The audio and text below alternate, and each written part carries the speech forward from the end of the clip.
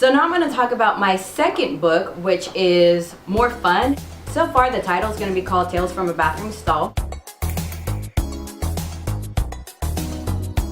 I actually got the idea while I was at Moe's, which is a gay bar here in San Diego.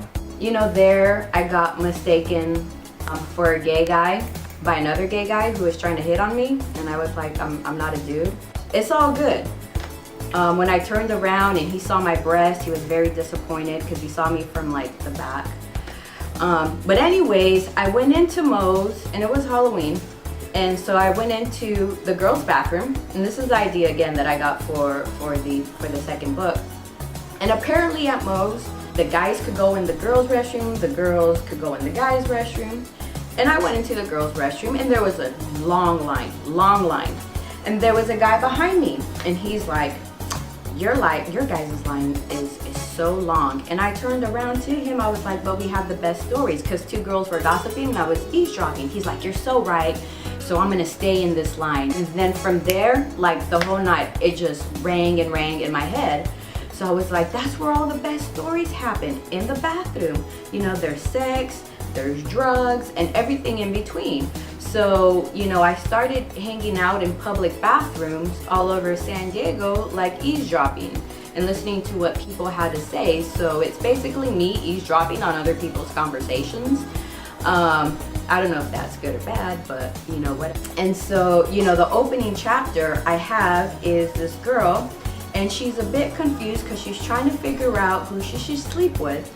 Should she sleep with a guy with a small penis? I mean, really small. Like, you can get in any position and it doesn't work. You don't feel anything. You just want to kind of take a nap after that.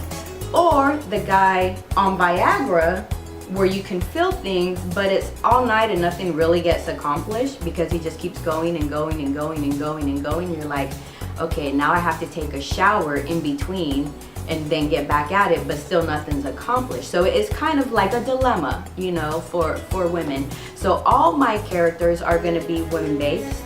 Some are going to be written in the third-person point of view, and some are going to be written in the first-person point of view.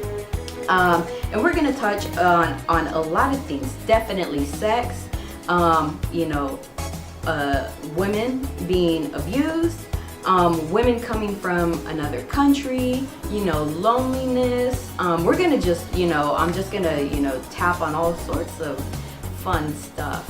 And I got a lot of the ideas too from a lot of my girlfriends who said, hey, this happened, you know, to me, that they told me in confidentiality. So we'll see how that goes when it gets published in a book. But I promise to change their names, except for Norma Savage, who is a real person, and she's a co-worker of mine, and I just love her name. I'm like, your last name is Savage, like I'm totally gonna use that, and she was fine with that.